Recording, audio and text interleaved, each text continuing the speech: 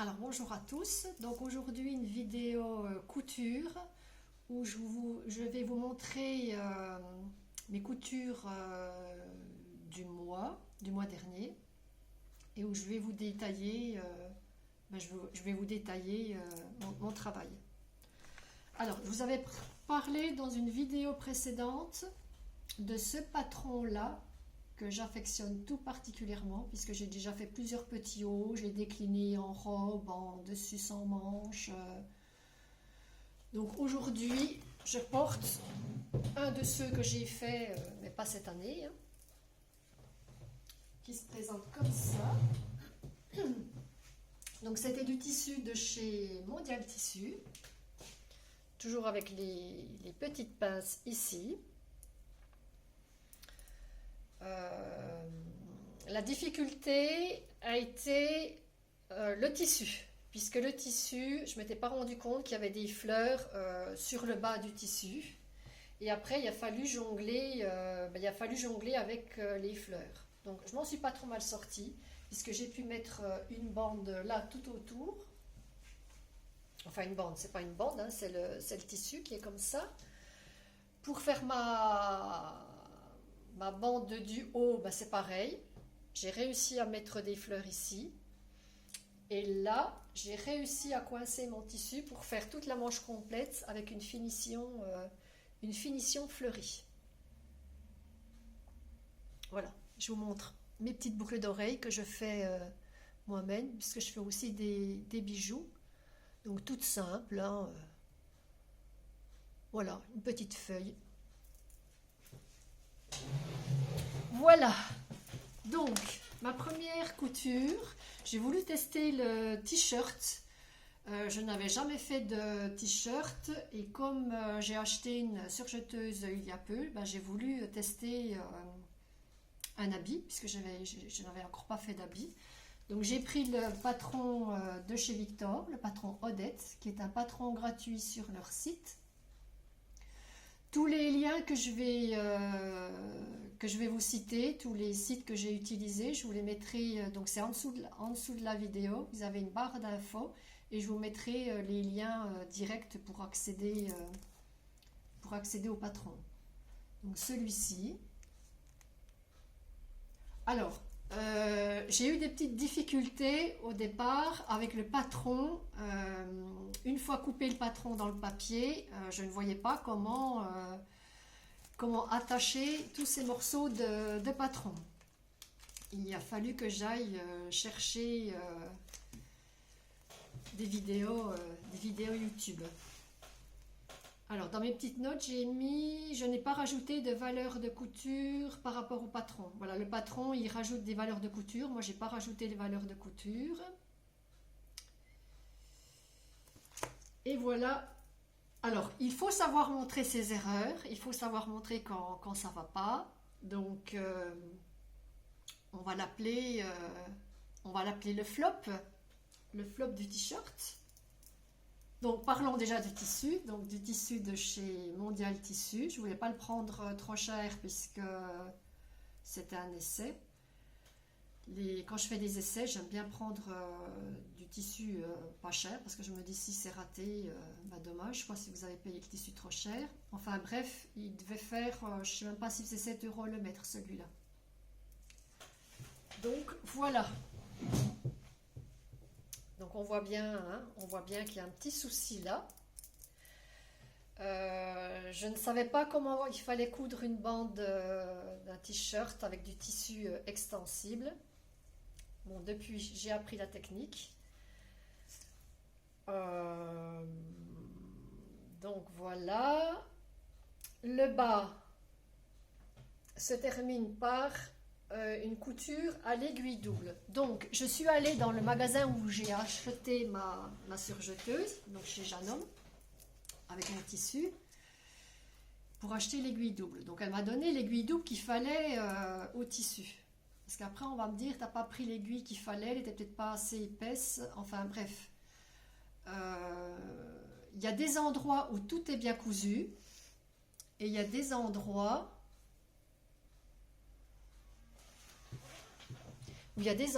où eh ben, l'aiguille, elle ne prend pas. Comme là, par exemple, on voit que ça n'a pas pris.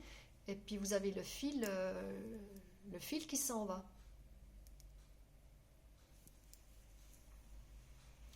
Alors, pourquoi? Eh ben, je n'en sais rien. Pourquoi? Je n'en sais rien. Pourquoi elle a cousu bien à certains endroits et pas bien à d'autres? Je ne sais pas. Alors, l'envers. L'envers du t-shirt de la loose. Donc, l'envers. Comme je vous ai dit, c'est la première fois que je faisais un habit avec la surjeteuse. Donc, je n'ai pas compris. Je n'ai pas compris comment on s'arrêtait en plein milieu de chemin. Parce que moi, ça fait un trou quand j'arrive au bout. En fait, je passe mon tissu comme ça. Puis après, ben, à un moment donné, il faut bien le sortir en plein milieu. Donc, je pars comme ça. Ce qui fait que ça fait un trou. Donc, si quelqu'un a la technique... dans mon magasin où j'ai acheté la surjeteuse, la dame va me montrer la technique. C'est ce qui est bien dans ces magasins, enfin dans celui-ci en tout cas, vers chez moi, c'est que j'ai acheté la surjeteuse chez Jeannot, mais après vous avez une formation à vie. C'est-à-dire que j'ai besoin qu'elle m'apprenne une technique, on programme un rendez-vous d'1 heure et elle me forme. Donc l'autre manche, faisons la même chose, hein, même problème. Quand il a fallu s'arrêter là, comme je vous dis, je fais comme ça. Puis après pour sortir, il faut bien aller comme ça. Donc ça me fait un trou. Bon, c'est pas un problème, hein, je vais le recoudre à la main. J'ai pas recousu pour vous montrer. Donc là, on voit que c'est pas aligné du tout. Voilà, la même chose de l'autre côté. Donc là, c'est encore pire. Voilà, ça aurait dû se trouver ici. Bref, je vais le mettre quand même. Et je vais vous montrer ce que ça donne. Donc voilà ce que ça donne. En soi, c'est pas gênant, hein, ce truc qui floppe. Moi, ça ne me dérange pas. Je crois que sur le modèle, il me semble qu'il faut retourner. Moi, j'ai pas envie. J'ai trop passé de temps dessus. Je le laisse comme ça. Ça me servira pour bricoler chez moi. Je ne le mettrai pas quand je sortirai, mais pour bricoler chez moi, il est très bien. Ça pourra me servir aussi de dessus de pyjama éventuellement. Voilà.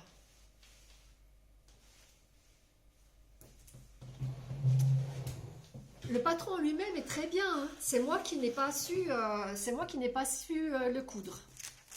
Donc, j'ai voulu en refaire un autre, mais d'un autre modèle.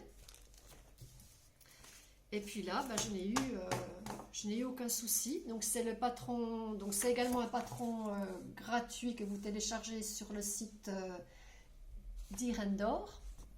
D'Irendor, c'est le patron qui s'appelle Plantin. Donc il y a 3 modèles de t-shirts. Vous avez celui-là avec des petites coudières là.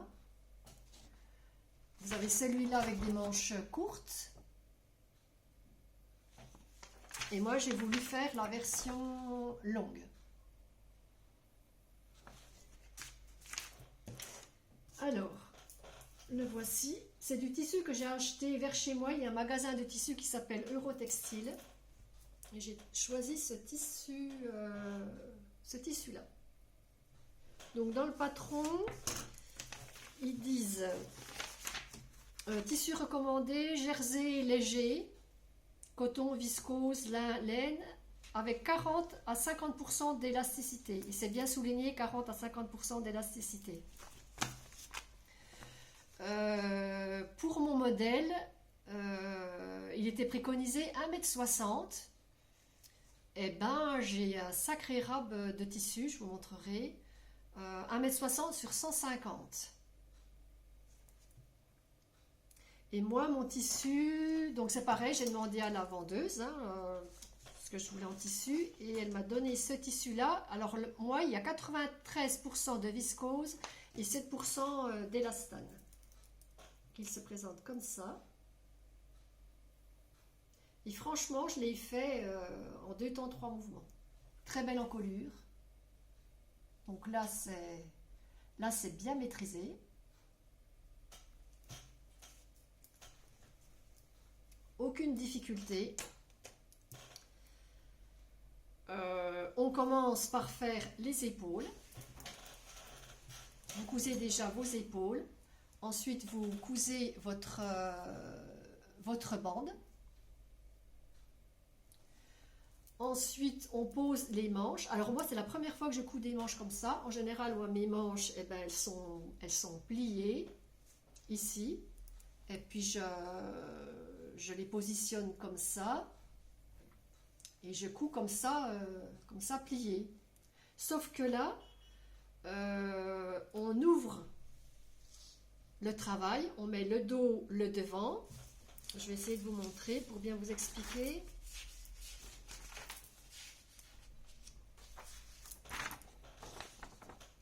Vous avez le dos, le devant, vous mettez à plat sur votre table et vous enfilez votre manche à plat. Que moi, quand je couds des manches, elles sont pliées. Donc vous mettez votre tissu, vous partez de là, vous mettez une aiguille là, et puis après, petit à petit, vous enfilez votre tissu bord à bord. Ce qui fait qu'il n'y a pas de problème de bouffure, de plis. C'est impeccable. Une fois que vous avez fait ça, donc moi, quand je couds en général des habits que je couds ensuite ici, mon côté, et puis après, je couds ma manche. Sauf que là, ben c'est beaucoup plus simple. C'est pareil, c'est une technique que je réutiliserai. Vous prenez votre travail comme ça, donc le bas de votre t-shirt, de votre tunique, et la manche. Et vous cousez tout d'un seul coup, tout en boule-bout. Voilà. Donc, franchement, à refaire. Moi, j'ai adoré faire ça. Alors, les finitions.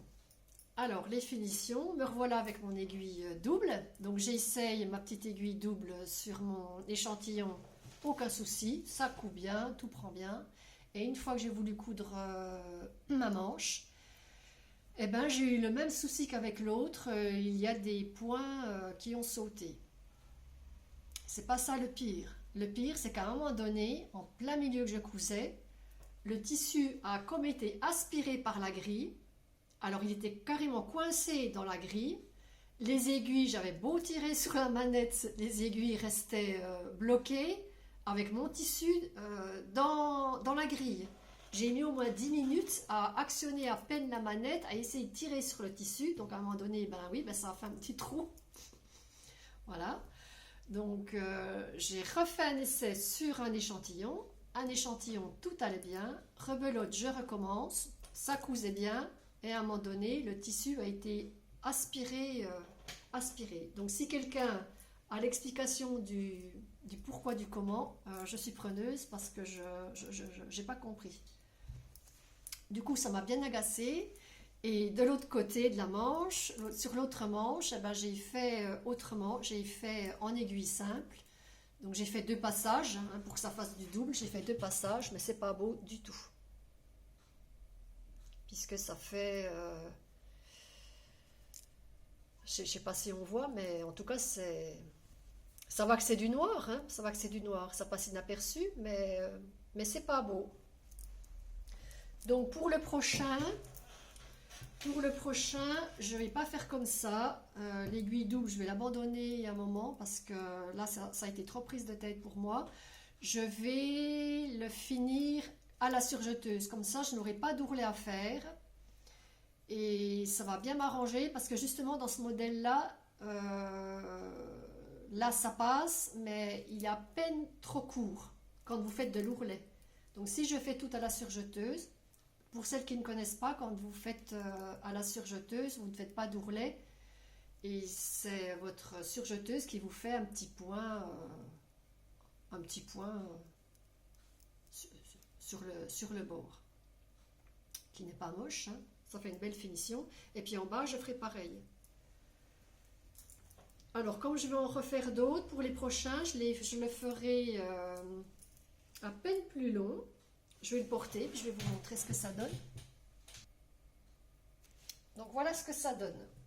En sachant qu'il n'y a pas de valeur de couture, donc ça, c'est impeccable.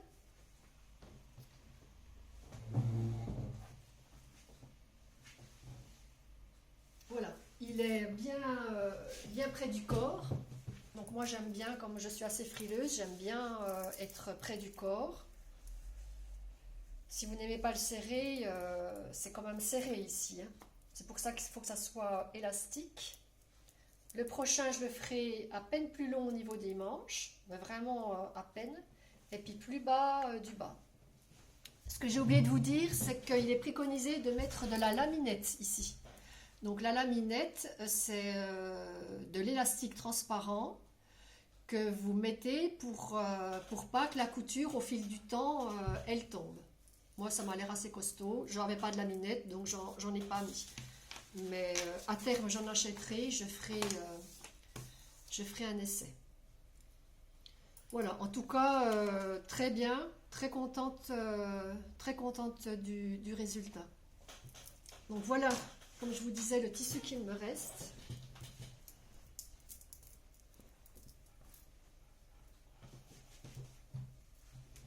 Voilà le tissu qu'il me reste. Donc ça fait quand même beaucoup. Donc je vais essayer de me faire un petit dessus sans manche cette fois-ci. Voir si ça passe avec le tissu.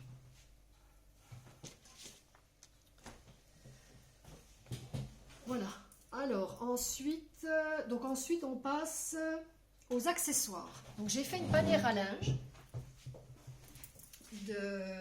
J'ai pris le patron couture débutant, qui est aussi un patron gratuit sur le site, avec une vidéo explicative.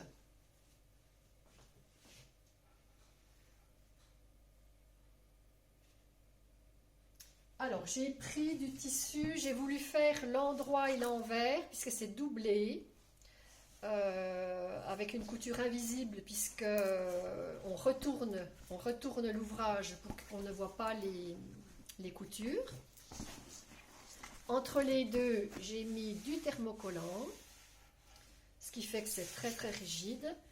Les anses, j'ai également mis du thermocollant à l'intérieur, ce qui fait que la panière, elle tient debout, elle ne s'effondre pas, elle tient vraiment debout. J'ai fait les anses comme sur le modèle,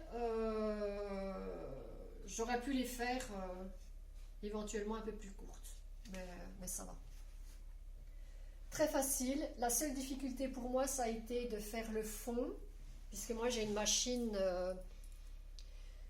qui ne prend pas les épaisseurs, donc j'ai eu beaucoup de difficultés à coudre ça, puisque vous avez le tissu intérieur, le tissu extérieur,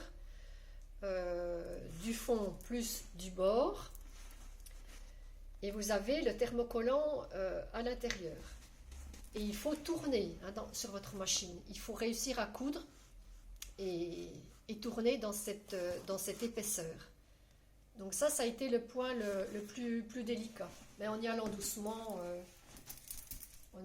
ça passe. Voilà. Alors comme tissu, c'était du tissu qu'on m'avait donné il y a quelques années, qui est du tissu déjà un peu épais. Je ne sais pas si c'est du tissu d'ameublement. Moi j'en avais fait une nappe à l'époque, puisque comme le tissu c'est tout doux en dessous, le tissu ne glissait pas sur la nappe. Voilà, il m'en reste encore.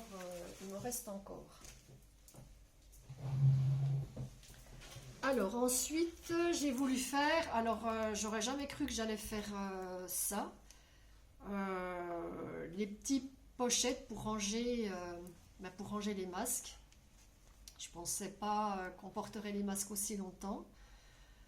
Donc j'ai fait des petites pochettes qui peuvent servir aussi à autre chose, hein. J'ai utilisé toujours du gratuit, décidément.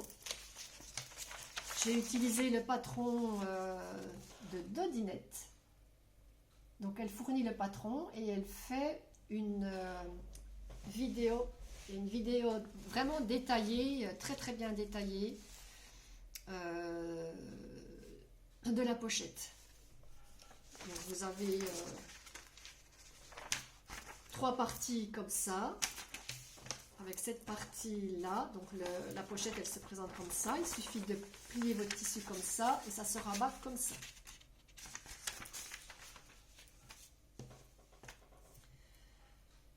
Alors, qu'est-ce que j'ai mis dans mes notes? Rien de spécial. Non, ça c'est cousu très très bien. Donc ça, c'est du tissu qui vient de chez Action, que je vous avais montré dans une vidéo précédente. Donc c'était un reste de tissu. Comme ça, j'ai éclusé un peu mes restes. J'ai voulu faire l'intérieur une autre couleur. Elle fait la couture anglaise. La couture anglaise.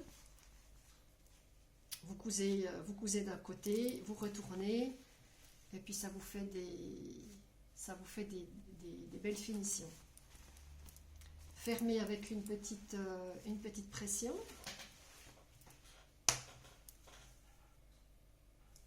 Et j'en ai fait une comme ça. Donc à l'intérieur, j'ai mis le même tissu.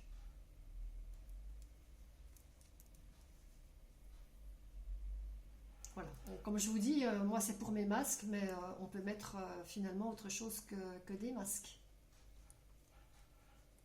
Alors elle, dans son patron, elle ne ferme pas avec la pression, elle ferme avec une ficelle. Donc c'est un travail un peu plus long à faire que moi ce que j'ai fait. Parce qu'elle attache déjà sa petite ficelle au départ, et puis après elle en rattache une ici, et puis ça se ferme voilà, avec une ficelle. Moi, je n'aimais pas trop la ficelle. Je préférerais faire avec des pressions. Et puis, c'était aussi l'occasion d'utiliser ma boîte de pression que j'avais achetée il y a 1 ou 2 mois et que je n'avais pas encore testée. Donc, c'est une boîte qui se présente comme ça. Alors, il y a du choix et je trouve ça super beau. Et c'est vendu. Donc, vous avez la boîte là. Et cette boîte là, avec à l'intérieur la pince pour presser votre pression. Vous avez des petits embouts de rab, des petits embouts de la pince là. Et puis vous avez ces outils là. Ça et ça. Et puis ça, je sais pas à quoi ça sert. Si quelqu'un sait à quoi ça sert, moi je ne sais pas. J'ai dû payer ça dans... Je sais pas si j'ai payé 20 € sur Amazon. Donc j'ai vraiment recherché, j'ai fait beaucoup de recherches pour avoir quelque chose de solide. Donc elle avait beaucoup d'avis positifs. Elle n'avait que des avis positifs d'ailleurs, celle-là. Pour moins de 20 €, je crois, je vous ai dit. 20-25. Non, je crois que je ne le fais même pas 20 €. Je vous mettrai également le lien. Donc si ça vous intéresse, en tout cas, les pressions, moi je vois des fois sur des vidéos, ils ont du mal à offrir les pressions, mais là franchement, aucune difficulté.